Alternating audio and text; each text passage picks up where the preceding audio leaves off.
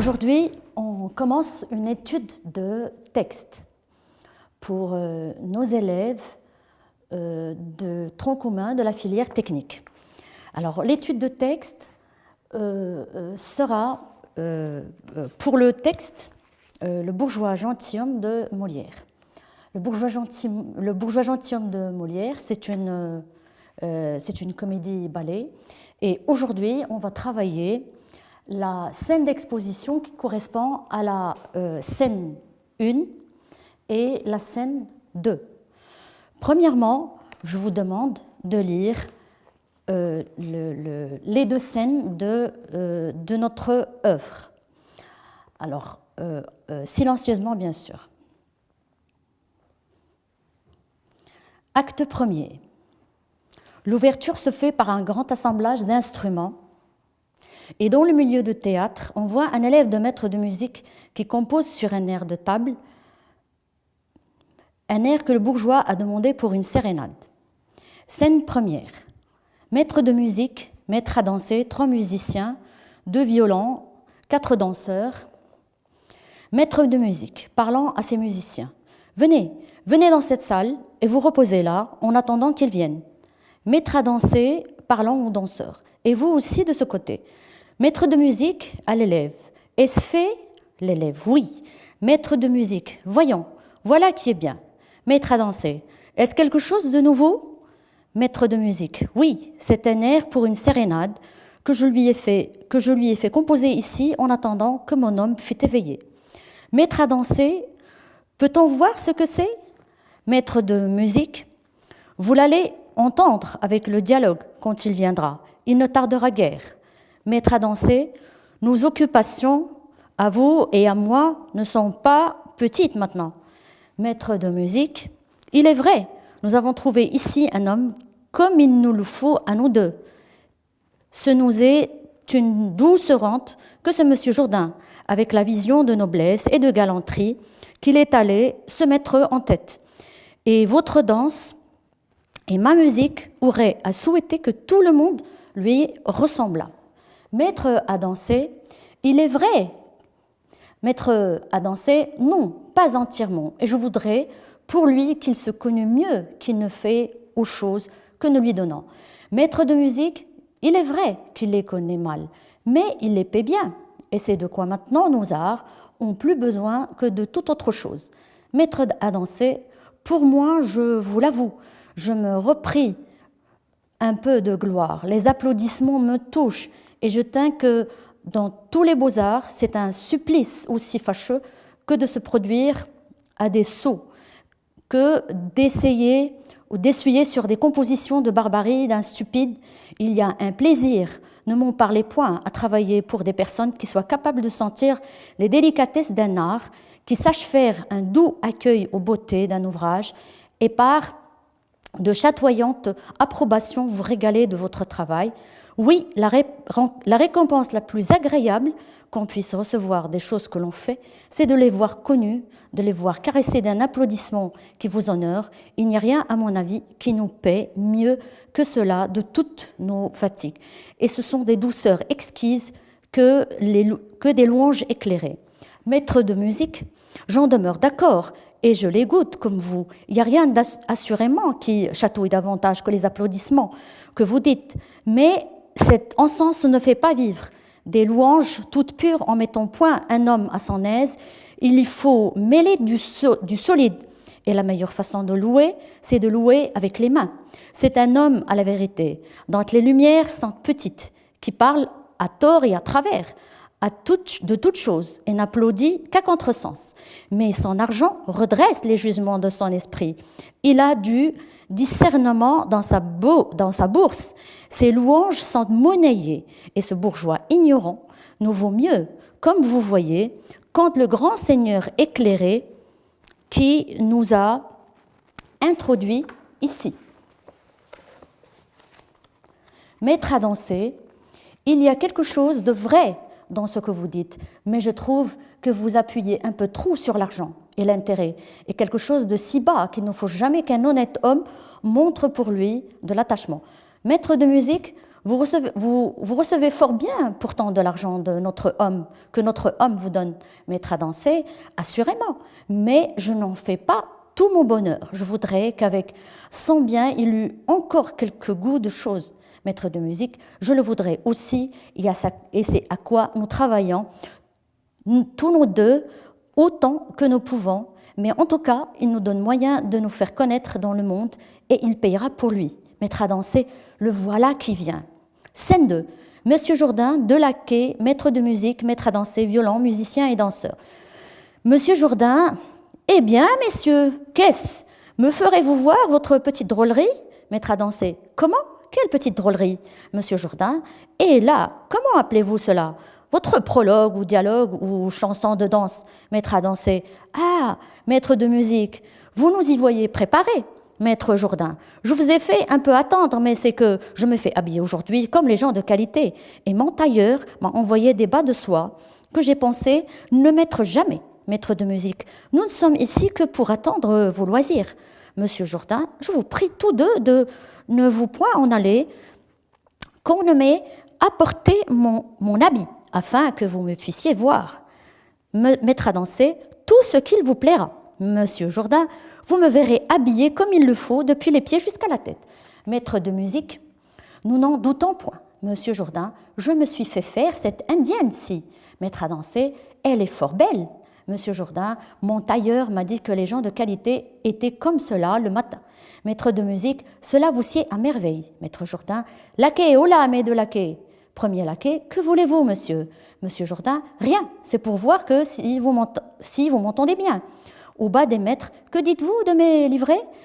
Maître à danser, elles sont magnifiques. Monsieur Jourdain, il entr'ouvre sa robe et fait voir un beau de chausses étroit de velours rouge et une camisole de velours vert dont il est vêtu. Voici encore un petit déshabillé pour vous, faire le matin mes exercices. Maître de musique, il est galant. Monsieur Jourdain, laquais.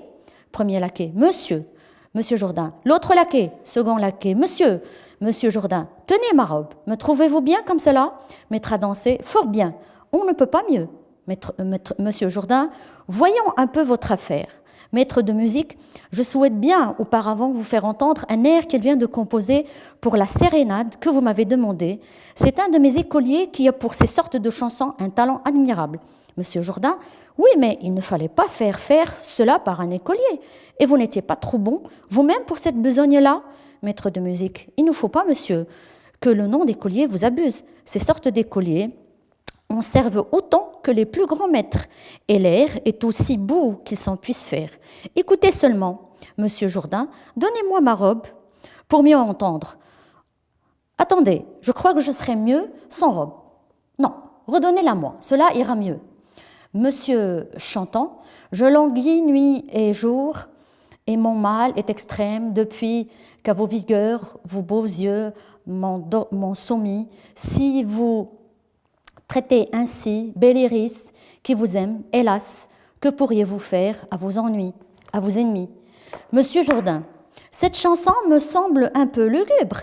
Elle endort, et je voudrais que vous la puissiez un peu régaillardir par-ci, par-là. Maître de musique, il faut, monsieur, que l'air soit accommodé aux paroles, monsieur Jourdain. On m'en a pris un tour à fait joli il y a quelque temps. Attendez, là, comment est-ce qu'il dit, maître à danser? Par ma foi, je ne sais, monsieur Jourdain. Il y a des moutons dedans, maître à danser. Du mouton, monsieur Jourdain? Oui. Ah, monsieur Jourdain chante. Je croyais Jeanneton aussi douce que belle. Je croyais Jeanneton plus douce qu'un mouton. Hélas, hélas, elle est 100 fois, 1000 fois plus cruelle qui n'est le tigre au bois. N'est-il pas joli, maître de musique? Le plus joli du monde, maître à danser. Et vous le chantez bien, monsieur Jourdain. C'est sans avoir appris la musique. Maître de musique, vous devriez l'apprendre. Monsieur, comme vous faites la danse, ce sont deux arts qui ont une étroite liaison ensemble, maître à danser, et qui ouvrent l'esprit d'un homme aux belles choses, monsieur Jourdain. Est-ce que les gens de qualité apprennent aussi la musique? Maître de musique, oui, monsieur Jourdain, je l'apprendrai donc, mais je ne sais quel temps je pourrai prendre, car, outre le maître d'armes qui me montre J'ai arrêté encore le maître de philosophie qui doit commencer ce matin. Maître de musique, la philosophie est quelque chose, mais la musique, monsieur, la musique, maître à danser, la musique et la danse. La musique et la danse, c'est là tout ce qu'il faut. Maître de musique, il n'y a rien qui soit si utile dans un état que la musique.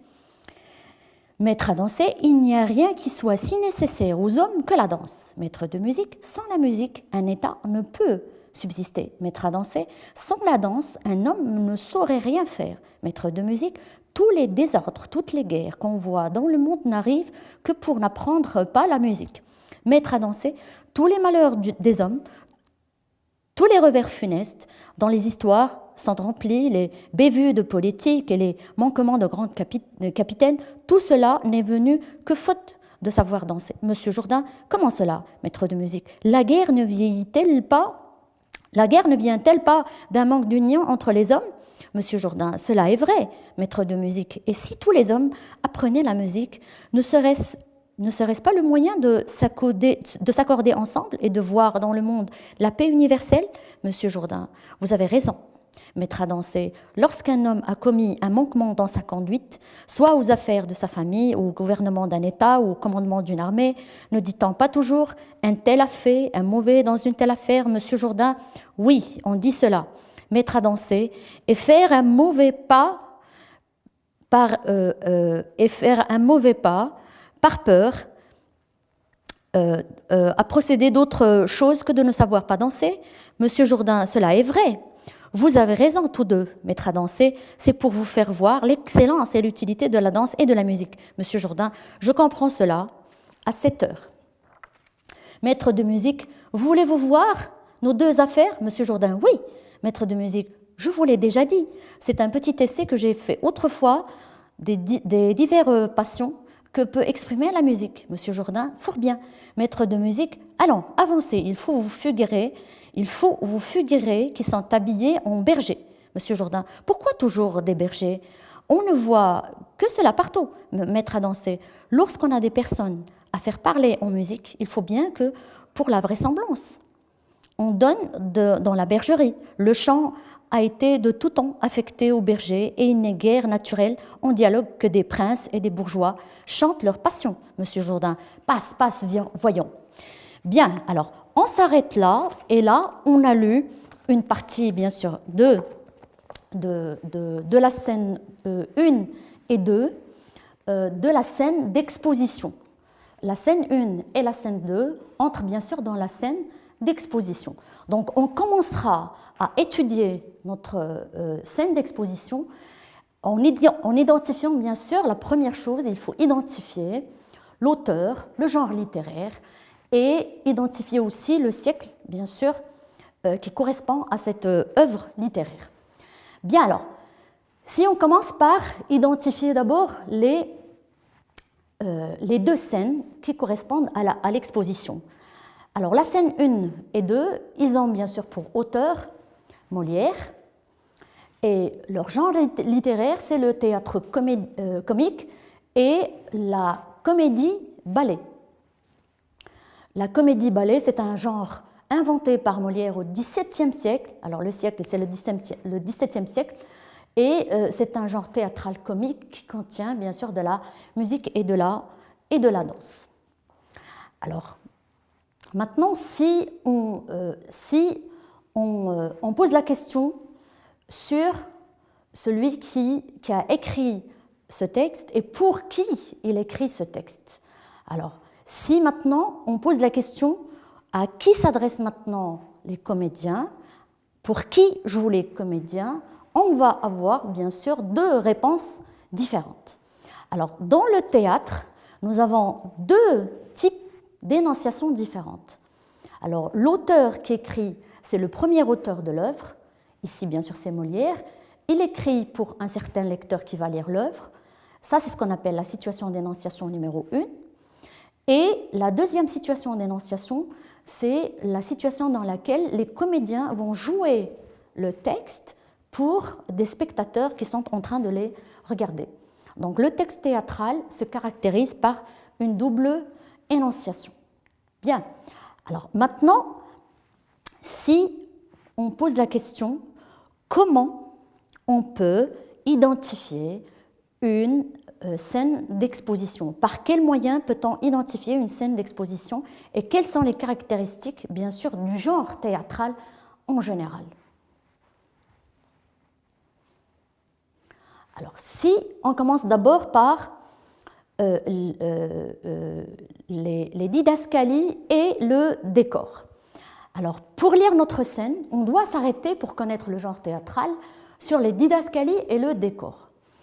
Les didascalies, ce sont des indications de scène qui permettent aux comédiens, bien sûr, de bien jouer et qui permettent aussi au lecteur de bien comprendre un petit peu le texte lu et comment les personnages vont jouer. Alors, pour les didascalies, nous avons l'ouverture, c'est le petit texte en italique et qui est écrit de manière différente. Comme ça, il fera la différence avec la typographie du texte. L'ouverture se fait par un grand assemblage d'instruments et dans le milieu du théâtre, on voit un élève du maître de musique qui compose sur une table un air que le bourgeois a demandé pour une sérénade. Ça, c'est la première didascalie, bien sûr la première phrase écrite dans le texte. Elle constitue une phrase qui va nous dire comment la scène s'ouvre et comment elle va être jouée. Vous avez encore une fois les indications, maître de musique, maître à danser, 3 musiciens, 2 violons, 4 danseurs. Ce genre de petit texte, on l'appelle bien sûr la didascalie. Donc la première didascalie, elle essaie de présenter ou bien de meubler le décor de la scène et il permet bien sûr d'ouvrir la pièce et annoncer l'objet de ce grand assemblage qui est composé un air que le bourgeois avait demandé. Bien, alors maintenant, pour le décor. Dans le décor de cette scène d'exposition, dans le décor, on va voir un assemblage d'instruments au milieu du théâtre, puisque nous avons des musiciens et des danseurs, un élève du maître de musique qui compose sur une table, et ça c'est pour, bien sûr, pour les didascalies et pour le décor. Alors maintenant, si on passe à la relation entre personnages. Alors dans cette pièce et précisément dans cette scène d'exposition, nous avons les personnages les plus importants qui parlent et qui agissent. Ce sont maître de musique, maître de danse et maître Jourdain. On va voir un petit peu leurs caractéristiques. Par quoi ou bien comment vous pouvez identifier maintenant leurs caractéristiques? Est-ce qu'il y a une différence entre les caractéristiques de ces personnages ou bien est-ce qu'ils se ressemblent? Alors, si on fait attention un petit peu au texte, alors on a un maître de musique qui est un artiste un peu cupide, il est hypocrite parce qu'il ne montre pas vraiment ce qu'il pense à l'intérieur de lui, puisque ce qu'il cherche, lui, c'est d'être bien payé par M. Jourdain. Et nous avons le maître de danse, qui est un artiste dévoué. Il aime l'art, c'est vrai, mais il n'est pas trop intéressé par l'argent.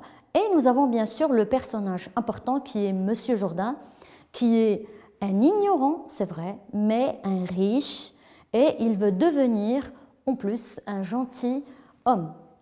Donc, ces 2 maîtres de musique et de danse sont dépêchés par M. Jourdain pour devenir un homme de qualité, bien sûr en les monnayant. Il les paie comme ça pour leur art, parce que ce sont des artistes.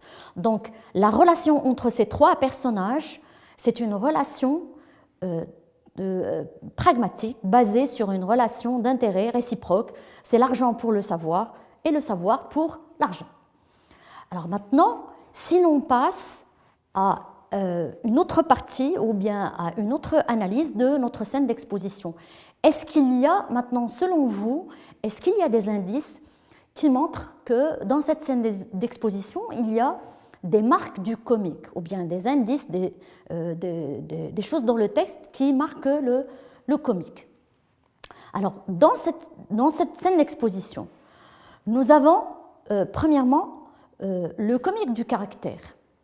Alors, le comique du caractère, incarné ou bien représenté par M. Jourdain, qui est un roturier, c'est un homme qui n'a pas vraiment une instruction ou bien une culture, et qui veut devenir un gentilhomme. Dans ses gestes et dans son caractère se trouvent des éléments qui vont nourrir bien sûr le comique, puisque nous avons un personnage où il y a de l'antipode dans ses gestes et dans sa pensée, bien sûr, on va avoir un personnage qui va créer le comique. Alors nous avons plusieurs types de comiques. Premièrement, il y a le comique par les gestes. Alors si l'on voit le texte, ou bien si vous regardez le texte, on va citer bien sûr la scène qu'on a lue tout à l'heure. Alors nous avons la phrase prononcée par M. de Jourdain lorsqu'il dit « Comment appelez-vous cela, votre prologue ou dialogue de chanson ou de danse ?» Donc il n'arrive même pas à préciser le nom exact de l'air de la sérénade. « Vous me verrez habillé comme il faut depuis les pieds jusqu'à la tête. » C'est quelqu'un qui se pavane, il s'habille pour la première fois avec des vêtements, il est heureux et il a parlé aussi d'un maître tailleur d'ailleurs. Il entr'ouvre sa robe et fait voir un haut de chausses étroit de velours rouge et une camisole de velours vert dont il est vêtu. Alors là, ça montre vraiment une grande maladresse de la part de M. Jourdain, puisque c'est un acte très maladroit et qui manque bien sûr de bonne manière. Voici encore un petit déshabillé pour faire le matin mes exercices. La même chose, nous avons un acte de maladresse, un acte bien sûr de personne qui n'est pas très cultivée. Alors si l'on passe maintenant au comique par le caractère du personnage, et on va focaliser surtout sur M. Jourdain parce que c'est lui qui représente un petit peu ce caractère comique et burlesque dans la scène. Alors premièrement, il y a l'absence des bonnes manières. Alors, on voit cette absence de bonnes manières dans son retard. D'abord, il descend tard, alors que les musiciens et le maître de musique et de danse sont en train de l'attendre. Il s'habille devant les maîtres et il appelle sans motif ses laquais. Donc, lui, il est en train d'appeler ses laquais, ses domestiques, sans motif, c'est-à-dire il ne veut rien, mais il continue quand même de les appeler. Absence de tact. Alors, M. Jourdain a une absence de tact énorme lorsqu'il interrompt plusieurs fois le maître de musique et de danse quand il parlait, et il veut en plus composer lui-même l'air de la sérénade après. C'est lui-même qui propose d'inventer un air de sérénade tout à fait